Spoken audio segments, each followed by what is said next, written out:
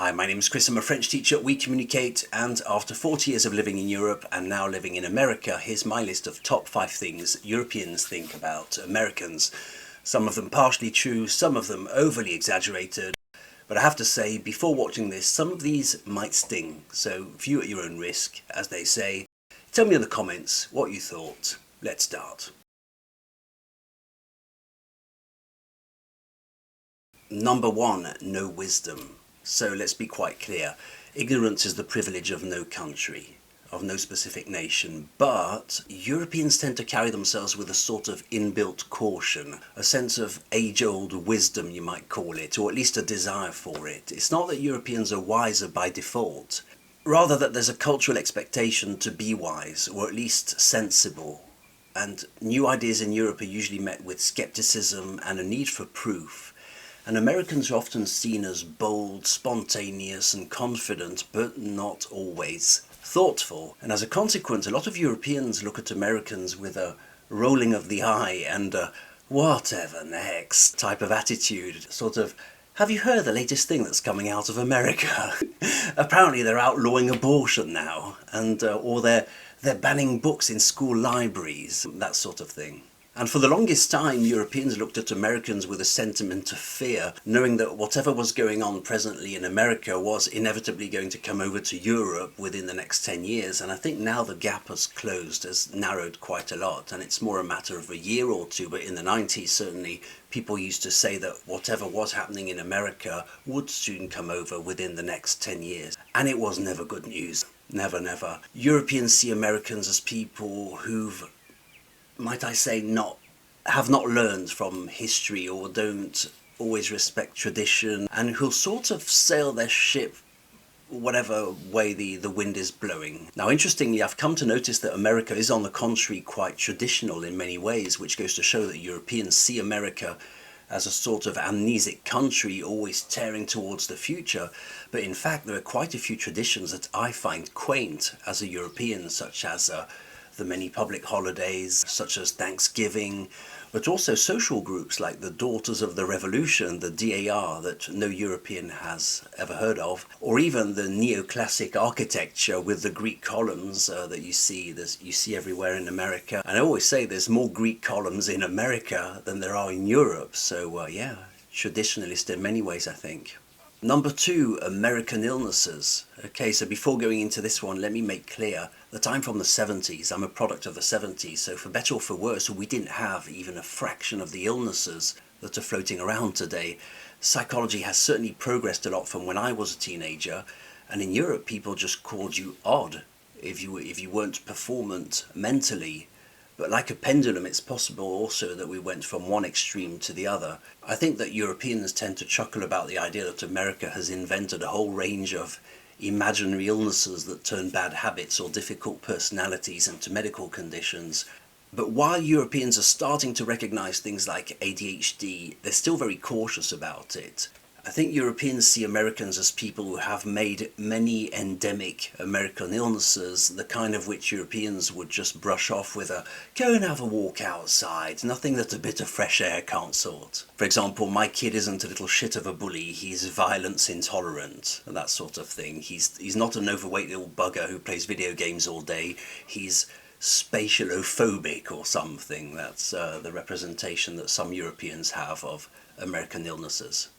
Number 3, there's a fix and a plan for everything in America.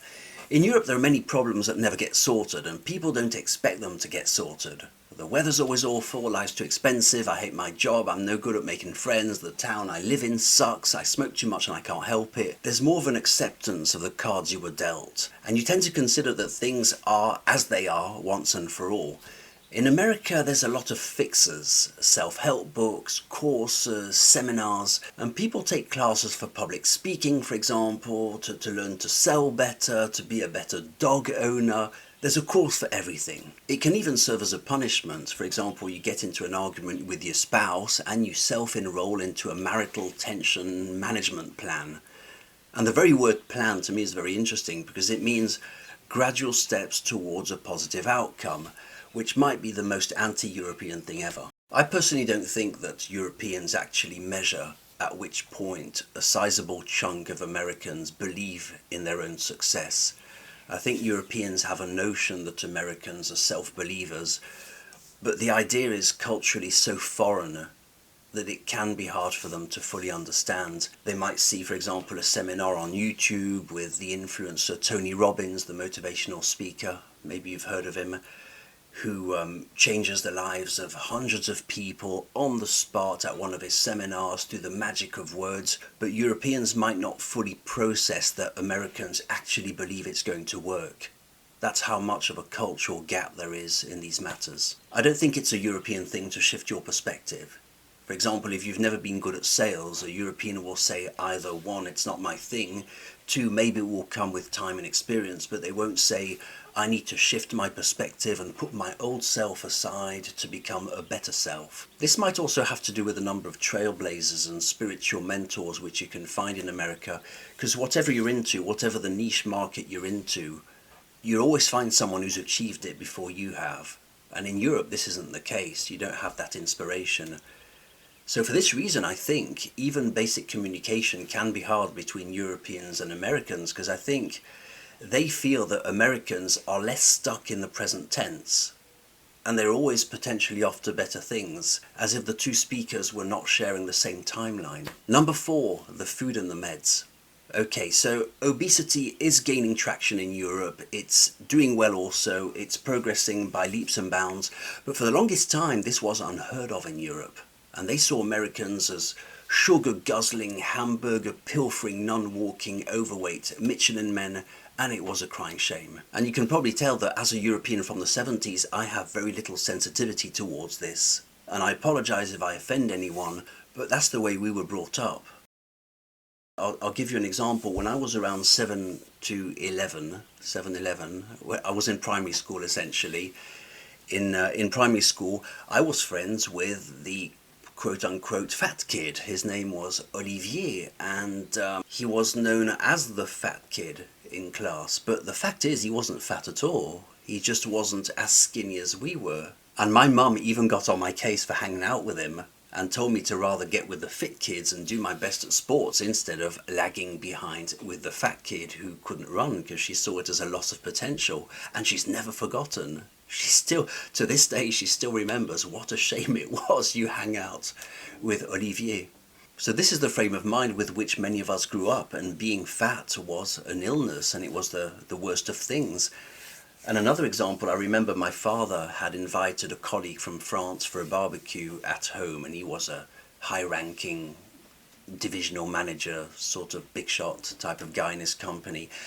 And before the fellow came, he sat us down, me and my brother, and he said, now, the man who's coming, Mr. Gallet, is a bit fat. You should not mention it. You do not point at him to say how fat he is. He actually did that. He briefed us, because we were inviting a fat man at home. And a third example, at 14 at school, I ate packed lunch in the school cafeteria, and the adult who supervised the cafeteria told me out of the blue as I walked past. She said, you know, Chris, last year you were a lot less fat, and I see the size of your sandwich and you eat like an ogre. Just out of the blue, but not in a critical way, just as an adult who was slightly concerned. I can't help but imagine saying something like that today to a kid. I mean, you'd have the press involved, you'd have lawsuits, you'd have trauma therapists, but it was okay back then. And I told my mum, who swiftly advised me to ignore the silly lady, and that was that. But when I came over to America 3 years ago, I have to say I was mesmerized by the size of certain people. And my wife used to say, stop staring, stop criticizing people. But I genuinely could not believe it. I'd never seen humans of that size before. And I'm in Connecticut. I think it's worse elsewhere. And for example, I was at Burger King one time, which I have to say, I see as joke food. It's like candy floss. I go to Burger King once a year.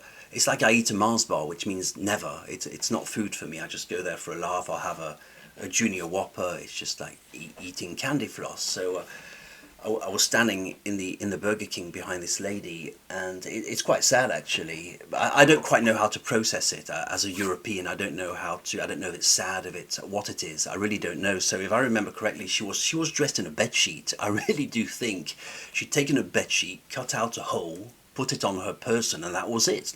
No clothes. I shouldn't be laughing, but no clothes fit her anymore. I was sort of wondering if she had a piece of rope around it to act as a makeshift belt. But anyway, I'm not really laughing. I'm laughing at my joke. I'm not laughing at the person. So I was standing behind this lady. I was just looking at her. This must have been one of my first visits to America.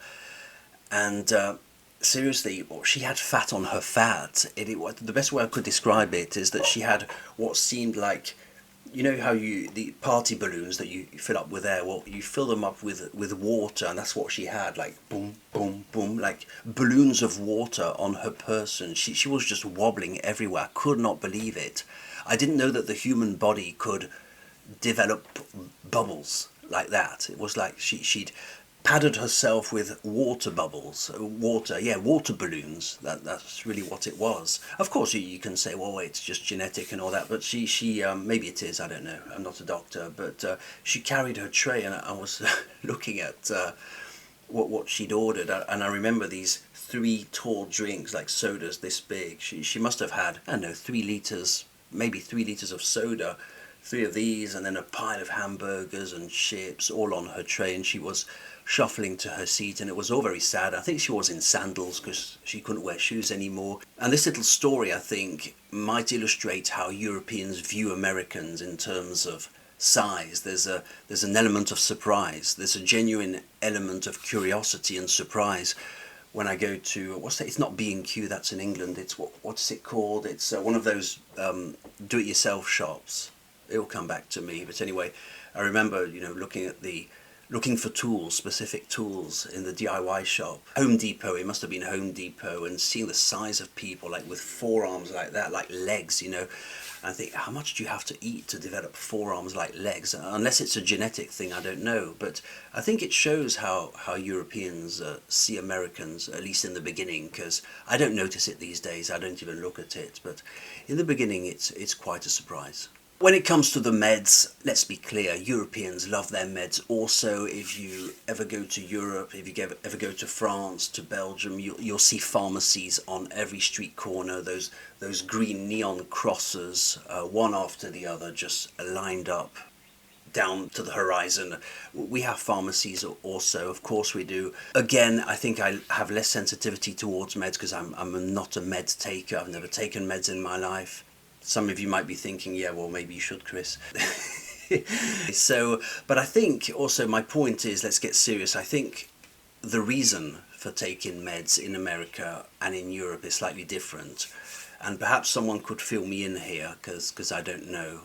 But if I had to hazard a guess, I would say that in America, meds start at an earlier age, and they're not seen as a short-term treatment. It's decided that you need a certain medication and you take it. It becomes your identity. You're I don't know, you're an Adderall taker, you're a this or that taker.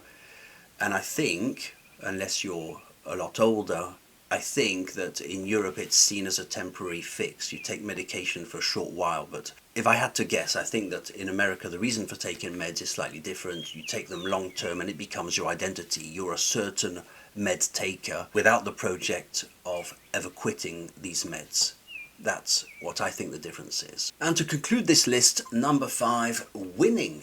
Yeah, winning. Europeans have this notion that Americans are heavily invested in sports and business, those 2 things. And as a consequence, they just love to win, or rather they expect to win. And this might also be influenced by the perception of American wars, seeing themselves as the police of the planet. They win at sports and they dominate the Olympics, they win wars, they win at business, and I think that subconsciously a European who speaks to an American has this notion that an American always has better places to be. When you're ever in a conversation in Europe with an American, you feel this somehow. You feel that this American could be off to better places, winning at life in some ways, and in ways that a European could never hope to. But I have to say, the few times I spoke to Americans in Europe, it seemed to be true, and the conversation was usually cut short as if they had better places to be. I remember, for example, speaking to two Americans who played in touring bands, two completely unrelated events, two different bands. And to one, I asked why they only had one album on which the guitar player also sang, or rather the singer also played guitar. So they have this one album where the singer also plays guitar, so that makes it two guitars. And I found it an interesting artistic decision. I wanted to know, why do you have only one album where the singer also plays guitar? The guy had no idea, wasn't even interested. Yeah, man, I don't know, man. You should ask our guitar player. I don't know, man. You've been playing in that You've been playing in the band for 40 years. You don't know the answers to the question. He just walked off. But he wasn't in a hurry. After concerts, musicians always usually walk around and with their towel around their neck, just chilling, doing nothing. And you come up and they say, "Oh, hi, great show. I loved it. Yeah, I'm a fan. I'm a big fan. And by the way," and I asked this question. He wasn't doing anything. Just didn't know. And to the other musician I asked, why don't you have a saxophone player anymore? Because the original lineup was comprised of trombone, saxophone and trumpet. When I saw them in concert in Europe, they didn't have a saxophone player anymore, and they just had trombone and trumpet. And I thought, well, the trumpet didn't really add much, especially in the noise of the electric guitars and everything. I thought it just would be a lot more powerful with a tenor saxophone. And I tried to get into this conversation with him. He had no idea. He wasn't even interested. He said, "Yeah, I don't know, man. Yeah, well, in any case, we're getting paid more because there's a member less to pay or something." I think they live in Riverside, California. Is it so hard for you to find a professional touring musician? Well, what's the issue? Why have you not been playing with a saxophone player for 2 albums or something? And it just wasn't interesting. Just, yeah, sorry, man. Just have to leave. And this seems to be true also in America. So it's either I'm really good at annoying musicians, or all musicians have better things to do. I don't know. But 2 years ago we went to a summer event. It was in a public park, and there was a trailer with a stage on it, and bands were playing music, and people sitting in the lawn having a picnic, just enjoying the music. One of those afternoons, it was free for everyone. And after the show, my wife said, "Come on, speak to the trombonist. You play the trombone. You said he played really well. Go and tell him you play." Because she, bless her, she was proud of me. So I walked up to the trombone player. He was very nice. So we talked about the trombone. I asked him a few questions about his mouthpiece that he uses, the experience he has, and but then all of a sudden he turned his heels and just walked off, right man, bang. And it was so sudden. And I turned to my wife and I said, "What just happened here? Well, where's he gone?" We were talking. And she shrugged and said, "Well, time is money, got to keep moving." And that was it. He just abruptly walked off. Very nice, conversation, but it's as if there was such a short fuse of patience. You get antsy, has to walk off. And that's my European perception of Americans, which I think is shared by many other Europeans also. You can almost say that Europeans are rather more stuck in their social realism, in their depressing, muddy reality, while Americans could be potentially off surfing in Hawaii or doing something super cool instead. That's the impression that we have. So anyway, this concludes the 5 stereotypical ideas that Europeans have about Americans. Thank you very much for watching. Please do comment. Tell me if you agree. Tell me if I've left anything out. My name's Chris from We Communicate. See you soon. Bye.